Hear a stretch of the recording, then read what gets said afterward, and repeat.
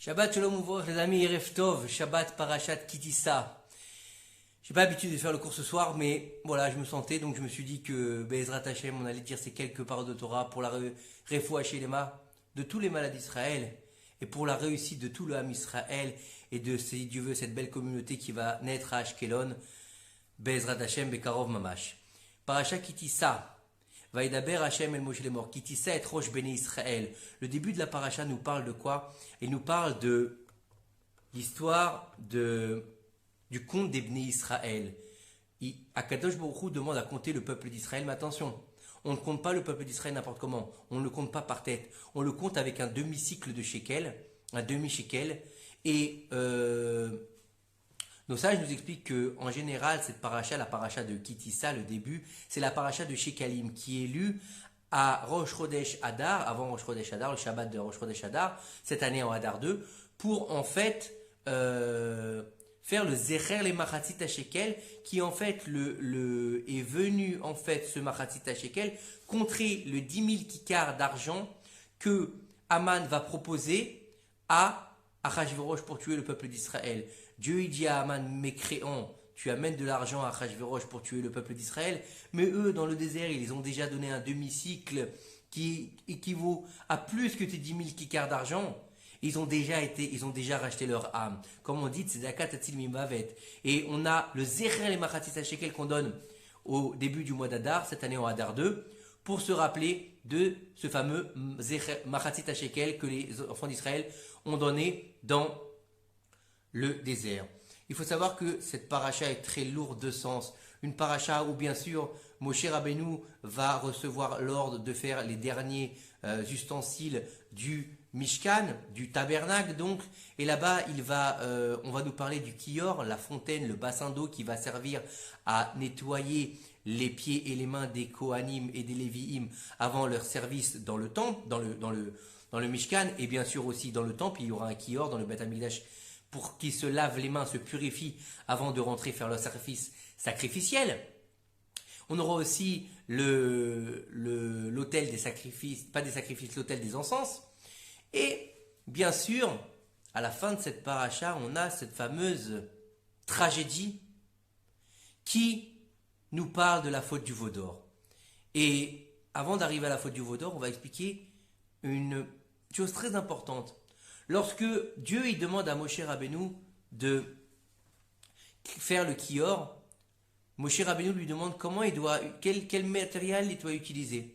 Et Dieu lui dit, je voudrais que tu prennes du cuivre. Il dit, très bien, quel cuivre? Il lui dit, je voudrais que tu ailles prendre le cuivre des miroirs des femmes juives pour confectionner ce fameux kior, cette fameuse fontaine qui va purifier les pieds et les mains des Kohanim et des Lévi'im. Et Moshe Rabbeinu n'est pas d'accord. Il lui dit, attends, je ne comprends pas, Akadosh Baruch Hu. Shlomo HaMelech, il va dire dans Michelet, il va dire vanité des vanités n'est que vanité. Le miroir, l'outil de vanité pour vérifier la beauté de la femme, toi tu veux que je l'utilise pour ce qui va servir à nettoyer et à purifier les Kohanim et les Lévi'im dans ton service divin? Et Dieu il lui dit oui, c'est justement ces miroirs-là que je veux.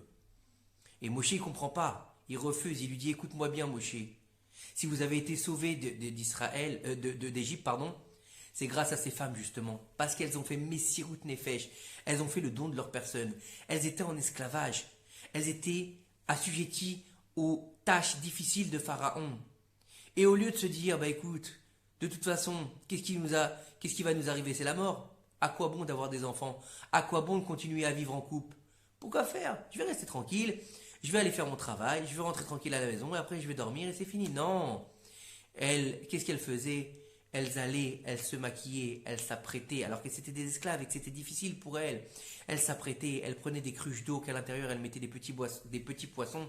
Elles allaient dans les champs voir leur mari. Et là-bas, elles étaient jolies, elles faisaient cuire les petits poissons, elles donnaient à boire à leur mari. Elles leur redonnaient des forces en leur disant ne t'inquiète pas. Il n'y en a plus pour longtemps, Dieu il va nous libérer. Et de là, leur mari les voyait qui étaient tellement belles malgré l'oppression. Et ils étaient heureux de retrouver leur femme et de là naissait la suite et naissaient les générations des Bnei Israël. Dans la paracha, on nous parle aussi du Shabbat et de respecter le Shabbat, la force du Shabbat, les Dorotam. dans toutes nos générations, qui va nous sauver dans toutes les générations, c'est le Shabbat. Et il faut savoir aussi que donc la grandeur des femmes d'Israël a permis la purification justement des Kohanim et des Lévi'im parce qu'elles ont fait le don de leur personne pour sauver le peuple d'Israël. Et il faut savoir que on a dans cette paracha donc la descente en enfer, où les enfants d'Israël ont reçu la Torah sur le mont Sinaï dans la paracha de Yitro, et ensuite Moshe Rabbeinu leur a dit, pendant 40 jours je vais monter dans les cieux et je vais recevoir la Torah. Pendant 40 jours il n'a pas mangé, il n'a pas bu, il n'a pas dormi, c'est un miracle en soi. Et il se nourrissait de la Torah et de la force d'Akadosh Baruch Hu qui détient le monde entier, donc il n'avait pas besoin de manger et de boire, il était absorbé en fait par la présence divine. Et après 40 jours, il va descendre avec les tables de la loi, les premières tables de la loi, qui sont l'œuvre de Dieu. La pierre est l'œuvre de Dieu et écrite par la main d'Akadosh Baruch Hu. Bien sûr, il n'a pas de main, c'est une image. Et on va ensuite voir que à un moment donné, Dieu il va dire à Moshe Rabbeinu, descends, parce que ton peuple s'est corrompu. Question très importante, pourquoi Dieu lui dit ton peuple? C'est pas ton peuple à Dieu aussi. Qu'est-ce qui s'est passé? Moshe leur dit 40 jours, je vais monter 40 nuits, je vais être là-bas et je vais revenir avec la Torah. Mais les Bnei Israël, au lieu de compter 40 jours après le jour où il est monté, puisque le jour de l'ascension ne comptait pas, ils ont aussi compté le jour. À midi, ils ont dit Moshe il n'arrive pas. Ils ont commencé à avoir le doute. Le doute s'est emparé d'eux. Et là, étant donné qu'ils étaient en doute et que le doute c'est Amalek et qu'Amalek il est là pour nuire au peuple d'Israël, le Satan a eu l'autorisation de les tester. Parce qu'il faut savoir en fait que aussi bien la faute originelle avec Adam et Chava que la faute du veau d'or, elle a une source commune qui s'appelle la patience. Parce que si l'homme et la femme avaient attendu l'entrée du Shabbat, ils auraient consommé du Etz HaChaim, puis du Etz HaDa'at, ils auraient été immortels. Mais ils ont consommé d'abord le Etz HaDa'at et après le Etz HaChaim. Avant de consommer l'arbre de la vie et de la vie, ils ont commencé l'arbre de la connaissance du bien et du mal. Dès le moment où ils ont ingéré la connaissance du bien et du mal, ils sont devenus mortels. Alors que s'ils avaient d'abord ingéré l'arbre de la vie, ils auraient été immortels et ça aurait été fini. Et comme ils ont manqué de patience, ils sont tombés avec le Nachash. Le Nachash qui est aussi la figure d'Amalek aussi sur terre, puisque Amalek est le petit-fils de Esav qui est le serpent personnifié sur terre, comme Aman lui-même qui est leur serpent personnifié sur terre, puisque lui aussi descend de Amalek. Et c'est exactement la même chose avec les Bnei Israël. Dans le désert, 40 jours, s'ils avaient attendu 1 heure, 2 heures en plus, 1 jour en plus même, Moshe Rabbeinu serait redescendu. Non, ils n'ont pas eu le temps. Ils n'ont pas eu le temps d'attendre et ils sont tombés. Ils sont allés voir Aaron, ils se sont regroupés, ils sont allés voir Aaron et lui ont dit « Fais-nous des dieux, car l'homme Moshe n'est plus de ce monde. » Qu'est-ce qui s'est passé? Le Satan, il a fait en sorte qu'il était midi, il a fait en sorte que le ciel s'assombrisse, que l'atmosphère soit pesante. Ils ont vu dans le ciel comme un cercueil de Moshe Rabbeinu. Et là, ils ont été ébranlés. Moshe, celui qui les avait fait sortir d'Égypte. Moshe, celui qui faisait les miracles. Moshe qui avait ouvert la mer. Celui qui retenait le lien entre le Bnei Israël et Akadosh Baruch Hu n'était plus. Qu'est-ce qu'ils allaient devenir? Un peuple entier dans le désert. Qu'allait-il devenir? Et là, ils sont allés vers Aaron. Ils lui ont dit, vas-y, tu vas nous faire une idole. Et là-bas, on va l'utiliser pour faire le lien avec Akadosh Baruch Hu. Et Aaron, il a été contraint et forcé parce qu'ils avaient déjà tué un Assi, et s'il tuait aussi un Cohen, c'était foutu, il n'y aurait pas eu de cas pareil. Il a dit, je préfère prendre sur moi, c'est pas grave, je préfère moi être puni que le peuple entier soit puni et qu'il n'ait jamais de réparation. Et alors on peut poser la question, pourquoi est-ce que Dieu il a dit à Moshe Rabbeinu, descends car ton peuple il a péché? Nos sages nous disent que qui est-ce qui a été les investigateurs du veau d'or? Ce n'est pas les Bnei Israël, c'est le Erev Rav, le ramassis des Égyptiens qui sont rentrés avec eux, qui sont partis avec eux d'Égypte, qui les a poussés à faire le veau d'or. Parce que les Bnei Israël étaient au-dessus du niveau de la nature, alors que le Erev Rav était encore resté au niveau de la nature. Ils avaient besoin de quelque chose de concret, de matériel, pour faire ce lien entre Akadosh Baruch Hu et eux. Alors que les Bnei Israël, ils avaient dépassé ce niveau, puisqu'ils étaient arrivés au Mahamad Har Sinaï complet, puisqu'ils sont morts au Mahamad Har Sinaï, et qu'ils étaient arrivés au niveau de la faute originelle, avant la faute originelle. Donc ils avaient atteint un niveau exceptionnel, puissant et extraordinaire, les Bnei Israël, que le Erev Rav n'avait pas encore compris, parce qu'il était encore assujetti à la nature. Contrairement au Bnei Israël qui était en delà, au-dessus de la nature. Le 8, le chiffre de l'infini, il était déjà dans les Bnei Israël. Et il faut savoir que ils ont dit, une fois que le veau est sorti, le veau il marchait, il parlait, il était vivant. Qu'est-ce que c'est que cette histoire? D'où il sort le veau? Et Dieu il dit à Moshe, descends, parce que ton peuple il a fauté. Je t'avais dit de ne pas les prendre, Moshe, le Erev Rav, et tu m'as dit, ah Kadosh Baruch Hu, ils vont faire tchouva, laisse-les venir avec nous, attends les pauvres, il faut qu'ils viennent. Et moi je t'ai dit non et t'as assisté. Donc aujourd'hui, ils sont responsables de la descente des Bnei Israël et de la faute complète des Bnei Israël. Mais les Bnei Israël, ils n'ont pas fauté puisque c'est le Erev Rav. Et ben, ça s'appelle non-assistance à personne en danger. Quand tu vois quelqu'un qui est en train de se faire tabasser et tu le regardes et tu laisses faire, et ben, t'es quand même complice. Exactement pareil. Les Bnei Israël n'ont rien dit, ils ont laissé faire le veau d'or, donc ils ont été complices, donc ils méritaient une punition très grave. Parce que on nous dit que 3000 personnes vont être tuées après la faute du veau d'or. Mais il faut savoir que dans chaque génération, chaque pogrom, chaque souffrance, chaque misère qu'a reçu le peuple d'Israël depuis cette époque-là, elle contient une partie de la faute du veau d'or. Et imaginez le niveau de cette faute qui était incommensurable. Parce que Akadosh Baruch Hu leur a dit, vous n'avez pas été patient, vous vous êtes vite détourné du Mahamad Har Sinaï. Je vous ai donné je vous ai donné la Torah au Mont Sinaï. C'est pas que vous ayez péché qui me dérange, parce que vous êtes des hommes, c'est normal, vous avez encore un Yetzer Hara, mais c'est la vitesse avec laquelle vous êtes tombé qui me dérange. Vous avez accepté, vous avez été dansé devant le veau d'or, vous vous êtes saoulé, vous avez fait de la débauche. Et vous avez dit, voici tes dieux, ô Israël, qui t'ont fait sortir d'Égypte. Vous avez renié l'article de foi du don de la Torah. Anochi Hashem Elokecha, Asher Hotzieti Etrem Meret Mitzrayim. Je suis l'Éternel, votre Dieu, qui vous a fait sortir d'Égypte. Alors, qu'est-ce qui s'est passé? Dieu lui dit, Moshe Rabbeinu, tu es responsable quelque part de la faute du veau d'or. Parce que si tu n'avais pas amené avec le peuple d'Israël le ramassis d'Égyptiens, il n'y aurait pas eu cette histoire-là. Qui plus est, il écrit dans le livre Imre Noam, un Mahamar extraordinaire qui nous dit que lorsque Moshe Rabbeinu, il voyait la souffrance des Bnei Israël, il disait à Akadosh Baruch Hu, je comprends pas, c'est quoi? Qu'est-ce qui se passe? Qu'est-ce que tu fais? Akadosh Baruch Hu, pourquoi est-ce que quand une brique elle manque, ils prennent un bébé et ils le mettent à la place de la brique? Et Akadosh Baruch Hu lui a dit, je sais ce que je fais.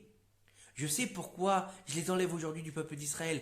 Parce que ces âmes-là qui sont venues dans ces bébés, c'est des âmes de Réchaïm qui vont être néfastes au peuple d'Israël. Il vaut mieux les enlever maintenant, qu'elles soient pures et qu'elles passent le tikkun et qu'elles reviennent à leur source pure et sans aucun défaut, que demain elles fassent fauter le peuple et qu'elles risquent de faire une catastrophe dans le peuple. Et Moshe Rabbeinu a dit, je t'en supplie, laisse-moi en sauver un. T'inquiète pas, je vais le prendre avec moi, ça va être mon protégé, tu verras, il ne faudra pas. Akadosh Baruch Hu lui a dit, fais ce que tu veux, Moshe Rabbeinu. Et Moshe, qu'est-ce qu'il a fait? Il a sauvé un enfant, il l'a appelé Mikra, et il l'a gardé avec lui, il l'a fait grandir avec lui, et lors de la sortie d'Égypte, tous les Bnei Israël étaient occupés à récupérer de l'argent, et de l'or, et des vêtements, et des objets précieux chez leurs voisins égyptiens. Et Moshe Rabbeinu, lui, qu'est-ce qu'il faisait? Il était occupé à récupérer le cercueil de Yosef Hatzadik, puisque Yosef Hatzadik avait fait promettre les Bnei Israël de ne pas sortir d'Égypte sans de le prendre avec eux. Et Moshe, qu'est-ce qu'il a fait, Moshe? Il a voulu réaliser la promesse qui avait été faite à Yosef Hatzadik. Il savait il a été voir Sérar Batacher, la fille d'Acher, Sérar, qui avait été bénie par son grand-père Yaakov d'immortalité parce qu'elle lui avait redonné la vie. Il a été la voir, elle était très vieille, il lui a dit, Sérach, où est-ce qu'il est enterré, Yosef? Elle lui dit, il a été enterré dans le Nil. Il est allé devant le Nil, il a dit, Yosef, Yosef, il est temps de venir, il est temps que nous fassions la promesse que nous avons faite. Il faut que tu sortes de là, mais si tu ne sors pas, nous serons libérés de notre promesse. Il a pris une plaque en or, alors il y en a qui disent en or, il y en a qui disent en argile. Il a gravé dessus, Aléchor, Aléchor, Aléchor, Ben Porat Yosef, Ben Porat Alaïn. Il a gravé là-bas, monte taureau, et la bénédiction de Yosef, puisque Yosef est comparé à un taureau. Et il l'a jeté dans le Nil. À ce moment-là, quelques minutes après, le cercueil, il s'est retrouvé à la surface du Nil, et la plaque était sur le cercueil. Mika, il a pris cette plaque, il l'a mis dans sa poche. Et Moshe Rabbeinu, lui, il a pris le cercueil de Yosef. Et lors de la confection du veau d'or, Aaron, d'une part, il a dit aux hommes, allez me chercher les bijoux de vos femmes. Allez me chercher les bijoux de vos femmes. Il voulait retarder l'histoire. Il a dit, je vais leur dire, allez prendre les bijoux de vos femmes. Les femmes vont dire, non, attends, c'est à moi, j'ai pas, c'est ma parole, je veux pas. Il va s'en suivre des disputes entre les femmes et les hommes. Ça va retarder et peut-être que d'ici là, Moshe Rabbeinu, il sera arrivé. Et malheureusement, ça s'est pas passé comme ça. Les femmes, elles n'ont pas accepté de donner leur agilim, leur boucle d'oreille, agilim, egel, comme le mot du veau d'or. Elles n'ont pas accepté, elles n'ont pas pris part à la faute du veau d'or, les femmes juives. Elles ont été tzadékettes, elles ont encore une fois fait le don de leur personne pour ne pas tomber dans la faute du veau d'or. Qu'est-ce qu'ils ont fait les hommes? Eux-mêmes, ils avaient des boucles d'oreilles, ils se sont arrachés les oreilles, comme ça ils nous disent nos sages, ils ont jeté dans le chaudron qu'Aaron il avait préparé, leurs boucles d'oreilles, l'or qu'ils avaient pris en Égypte, tout l'or qu'ils avaient sur eux, ils l'ont jeté tellement qu'ils étaient pressés. Et à ce moment-là, Micha, il a jeté cette fameuse plaque dans le chaudron. Et puis tout d'un coup, comme dans le film, il y a un veau d'or qui est sorti, qui est en train de faire ou je sais pas comment, enfin me plutôt, d'accord? Et il disait, je suis l'Éternel votre Dieu qui vous avait sorti d'Égypte. Et il gambadait comme ça dans le champ. Ça devait être assez trippant comme histoire. Et la première question qui se pose, c'est pourquoi est-ce qu'un veau est sorti au lieu d'un taureau, puisqu'il y a marqué Aléchor, Aléchor. Donc ça, je nous dis que pourquoi c'est pas un taureau qui est sorti? Pour ne pas faire honte à Yosef. Étant donné que lui, il n'avait rien à voir dans cette histoire, s'il avait sorti un taureau qui représente Yosef, il aurait eu de la honte, Yosef Hatzadik. Donc pour pas lui faire honte, on a fait un veau. Et ensuite, il faut comprendre de cette idée que, en fait, si Moshe Rabbeinu, il n'avait pas sauvé Micha, il n'aurait pas pris cette plaque-là, il n'y aurait pas eu ce veau d'or-là. Donc en fait, il lui a dit descends car ton peuple a fauté. Il lui dit pas descends comme on pourrait descendre la montagne. Il lui a pas dit descends de la montagne à cheval, non. Il lui a dit descends de ton niveau. Il lui a dit Moshe Rabbeinu, à cause de ce qui vient de se passer, maintenant tu as passé 40 jours sur le mont Sinaï pour recevoir l'étape de la loi. Tu as passé 40 jours avec moi. Tu as atteint le 50e niveau de pureté, celui qu'aucun homme au monde n'a atteint. Et bien à cause de ça, descends de ton niveau. Tu vas redescendre au 49e niveau. Et jamais de toute sa vie, Moshe ne pourra réacquérir le 50e niveau. Le seul jour où il aura le 50e niveau, c'est le jour de sa mort. Allez à l'Ar Nevo, il lui dit à Kadosh Baruch Hu, monte sur le mont Nevo. Nevo, ça s'écrit en hébreu Nun Bet Aleph. Ça veut dire Nun Ba. Le Nun, il vient. Ça veut dire que là, le Nun, c'est 50. Le 50e niveau, tu l'as récupéré le jour même de ta mort. Mais avant ça, Moshe Rabbeinu a descendu de niveau. Et il faut comprendre que Moshe, quand il descend, il casse l'étape de la loi. Et Dieu lui dit, tu as bien fait de casser l'étape de la loi. Parce que si tu n'avais pas cassé l'étape de la loi, c'est comme une mariée qui est passée sous la roupa et qui a signé sa ketouba et que juste après le mariage, on la trouve à être infidèle de son mari. C'est très grave. Alors que si elle n'a pas encore reçu sa ketouba, elle n'est pas encore vraiment mariée. Donc, elle a fauté, c'est pas bien, c'est vrai de fauter le jour de son mariage, mais avant d'avoir reçu les kiddushin, donc elle n'est pas encore considérée comme une femme mariée. Les tables de la loi, les premières tables de la loi, étaient considérées comme la ketouba entre le marié à Kadosh Baruch Hu et la mariée à Misraël. Il faut savoir que on n'a pas seulement perdu 2 tables de la loi écrites par Akadosh Baruch Hu. En perdant les premières tables de la loi, on a perdu la capacité de comprendre la Torah facilement et de ne jamais l'oublier. Si on avait reçu la Torah, on aurait eu la Torah limpide comme de l'eau et on n'aurait jamais oublié notre étude. Et par le fait que Moshe Rabbeinu ait dû casser les tables de la loi à cause de la faute du veau d'or, eh bien, on va devoir se casser la tête pour étudier, pour comprendre, et on oubliera aussi, on devra revenir à chaque fois pour comprendre la Torah à chaque fois et pour bien sûr la garder. Donc la faute du veau d'or, non seulement elle a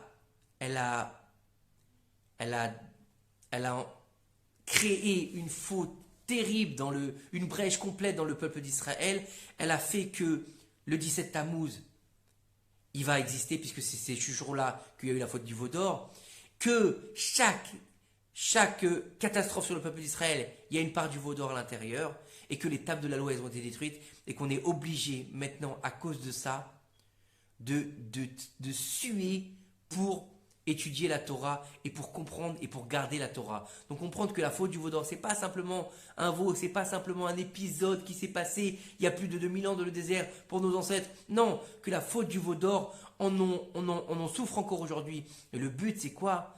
C'est d'arrêter de sortir le veau d'or de notre cœur, de sortir notre idolâtrie de notre cœur. C'est ça. Parce que chacun, on est assujetti à une idole. Celui-là, c'est les portables. Celui-là, c'est les films pas beaux. Celui-là, c'est l'oseille. Celui-là, c'est les arnaques. Celui-là, c'est les femmes.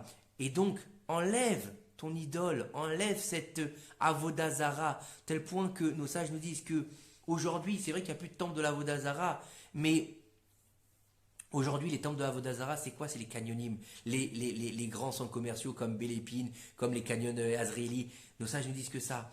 Et il y avait même une chanson qui disait ça. Mes supermarchés, mes temples à moi. Comme ça, dans la chanson, elle disait, une chanson française, hein, pas une chanson de Torah. Donc, il faut bien comprendre que ne pas se laisser envoûter par le parfum de la Avodazara et de la faire sortir de notre cœur, de notre vie, de notre maison, pour enfin pouvoir recevoir l'étape de la loi complète par le Mashiach Bimara B'Yamnu. Amen. Shabbat, Shalom ou Mevorach. Si vous avez apprécié, partagez et abonnez-vous. Je vous adore. Shabbat, Shalom, Mevorach.